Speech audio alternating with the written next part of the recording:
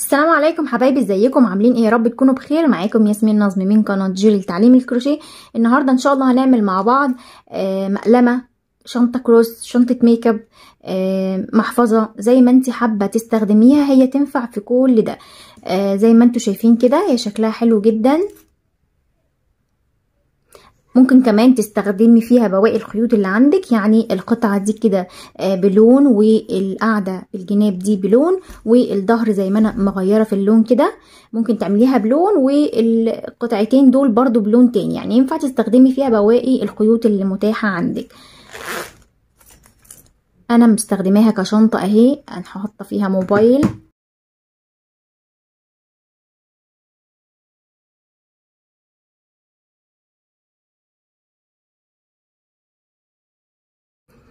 المحفظة واخدة معايا حوالي 300 جرام خيط. الخيط ده خيط سلسلة، ينفع كمان تستخدمي فيها اي نوع خيط تاني. ممكن تستخدمي خيط مكرمية قطن، وينفع تستخدمي خيط كردون، وينفع كمان مكرمية مصري، هتطلع حلوة جدا ومتماسكة قوي بخيط المكرمية المصري. وينفع خيط مكرمية فرنساوي على فتلتين او على 3، وخيط خيش وخيط كليم. ينفع فيها اي نوع من الخيوط بنفس الطريقة بالظبط. يا رب بس ان شاء الله الشرح يعجبكم. يلا ندخل على طريقه العمل. بس قبل ما نبتدي، لو اول مره بتشوفيني وبتشوفي قناتي، يا ريت تشتركي عندي في القناه وتفعلي الجرس وتسيبي لي كومنت تقولي لي ايه رايك في المحفظه وايه رايك في محتوى القناه. وطبعا لو انت معايا في القناه منوراني جدا، وكومنتاتكم بتفرحني جدا جدا. يلا ندخل على طريقه العمل. تعالوا نبدا. اول حاجه هشتغل بخيط مكرميه سلسله. هشتغل مع الخيط ده بابره 4.5 ملم. الخيط ده سمكه 3 ملم. هبدأ أول حاجة أعمل عقدة بداية، وهشتغل عليها 14 سلسلة.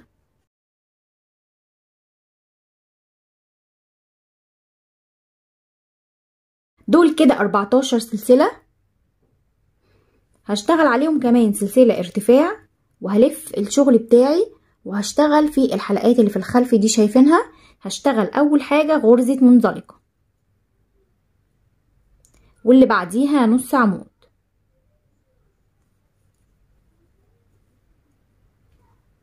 واللي بعديها منزلقة،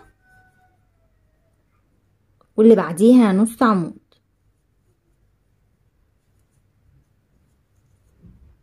هكمل لحد اخر السطر منزلقة نص عمود.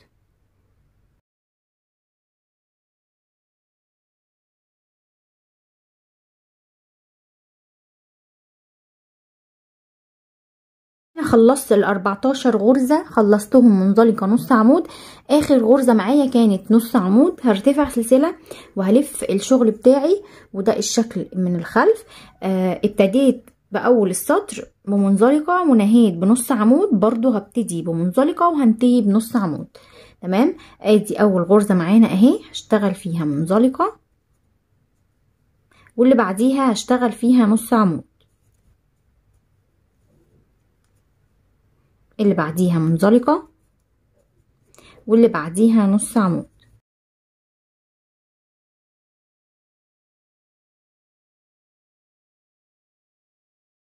كده انا برضو خلصت 14 غرزة منزلقة نص عمود. ابتديت بغرزة منزلقة ونهيت بنص عمود. هرتفع سلسلة وهلف الشغل بتاعي، وبرضو هشتغل اول السطر منزلقة، نص عمود، الغرزة اللي بعديها منزلقة، والغرزة اللي بعديها نص عمود لحد ما اخلص السطر. وهكذا هستمر لحد ما اعمل 25 سطر. هرتفع 25 سطر ونرجع نكمل مع بعض. كده انا اشتغلت 25 سطر. طولهم 18 سنتي، والعرض بتاعهم 10.5 سنتي. دي كانت اخر غرزة معايا في السطر اللي هي نص عمود. هشتغل في نفس المكان، هشتغل غرزة حشو، واللي بعديها على طول هنا انا هحوطها كده بغرز الحشو. تمام، هشتغل بقى في النص دايرة اللي شايفينها دي، هشتغل فيها غرزة حشو، وهنا في فتلتين كده ندخل تحتيهم ونعمل غرزة حشو، واللي جاية دي هشتغل فيها حشو، والحلقتين دول هشتغل حشو. هحوطها كلها بالشكل ده، وهوصل لحد هنا ونرجع نكمل مع بعض. كده انا كملت السطر كله زي ما انتوا شايفين غرزة حشو. هشتغل هنا في اول غرزة بتقابلني في السطر ده كده هشتغل فيها 2 غرزة حشو. ادي 1 2. هكمل السطر ده كله كده بغرز الحشو، وبرضو هشتغل هنا عند عقدة البداية 2 حشو.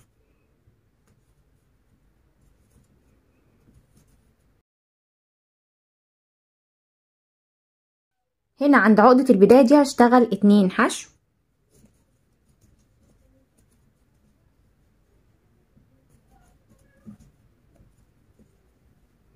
وهكمل هنا غرز عادي، وهاجي هنا برضو اشتغل غرز حشو، وهمشي هنا غرز حشو، وهنرجع عند احنا هنا كنا عاملين اول السطر تزايد، هوصل لحد هنا ونرجع نكمل مع بعض.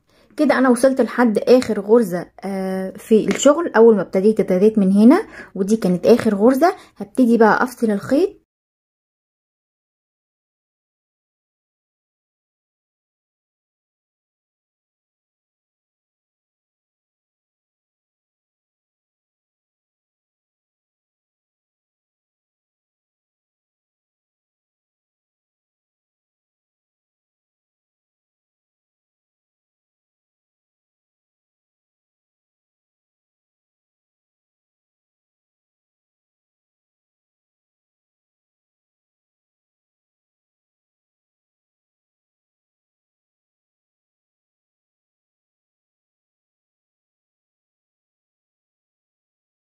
هشتغل من دي نفس ما اشتغلت دي بالظبط، هشتغل قطعة تمام زيها بالظبط، نفس المقاسات ونفس كل حاجة. حددي بقى انهي يبقى فيهم الوش او انهي الظهر، مش هتفرق. لو انت عايزه تعمليها كلها بنفس اللون برضو مفيش مشكله. هبتدي اجيب القطعه دي وهعمل، هسيب من هنا ادي 1 2 3، وهدخل هنا بعلامه، احط علامه، والاتجاه التاني برضو هسيب 1 2 3، والرابعه دي هحط فيها علامه بالشكل ده كده.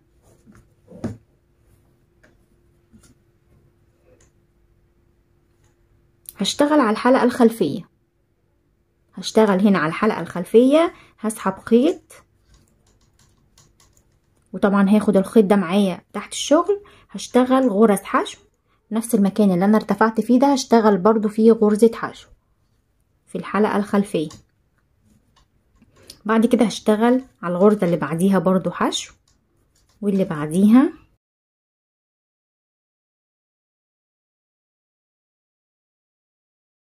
انا كده خلصت السطر كله في الحلقة الخلفية.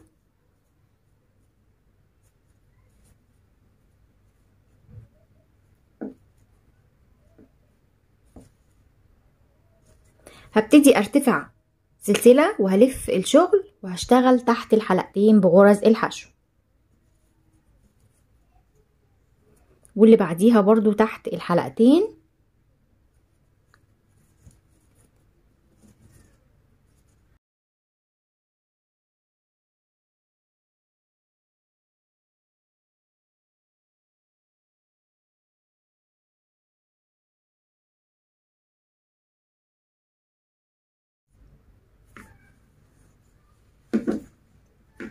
زي ما انتوا شايفين كده ابتدت تبني معانا سطرين اهو.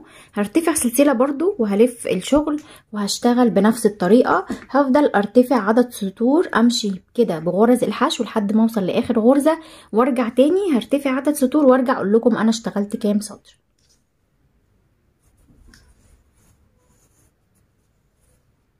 كده حبايبي انا اشتغلت 7 سطور. ادي 1 2 3 4 5 6، واول واحد اللي انا اشتغلته في الحلقة الخلفية كده ادي 7 سطور. هبتدي افصل الخيط بتاعي. لو عايزة تكبريها اكتر من كده، ده بيبقى العمق بتاع المقلمة او المحفظة من جوه. لو عايزاها اقرب من كده ممكن تكبري برضو كام سطر كمان، بس انا شايفة كده ان هي ممتازة كده تمام قوي.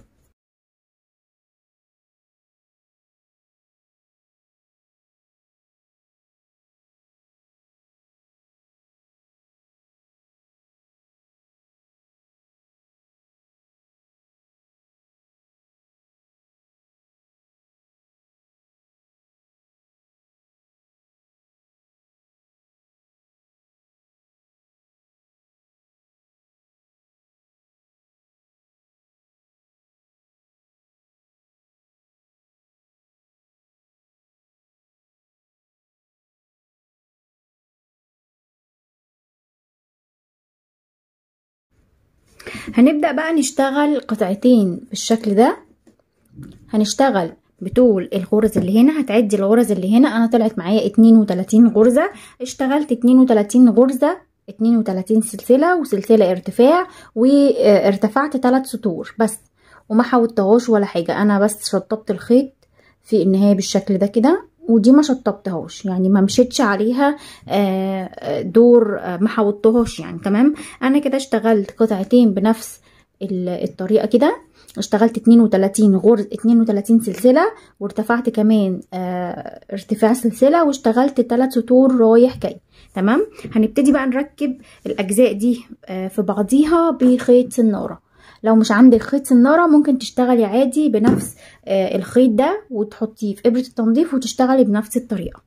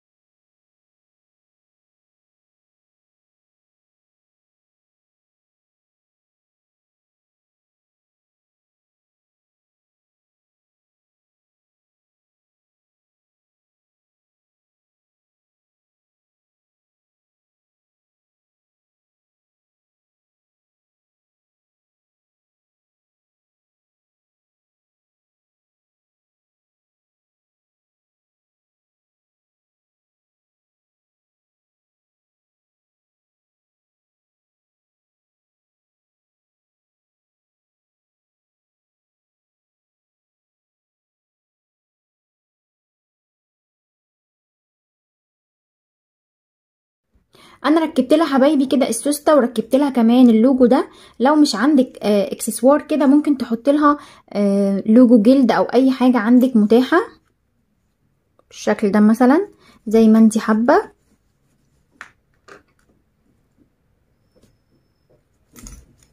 هي من جوه واسعه جدا، يعني ينفع اصلا تستخدميها كمان شنطه كروس، ممكن تحطي فيها ابرك وحاجتك، يعني لو انتي مش عايزه تستخدمي، يعني ليها كذا استخدام.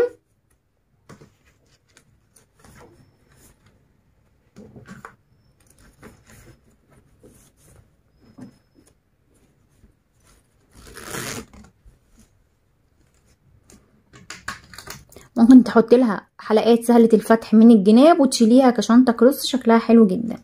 وممكن طبعا تستخدميها كمقلمه بس او محفظه، تعملي لها يد صغيره وتبقى محفظه. يا رب يكون الفيديو عجبك. لو الفيديو عجبك ما تنسيش تحطي لايك للفيديو واشتركي في القناه، وسيبي لي كومنت وقولي لي بتشاهديني من اي بلد وايه رايك في الشنطه، وما تنسيش تحطي لايك للفيديو. وانتظروني في فيديو جديد، والسلام عليكم ورحمه الله.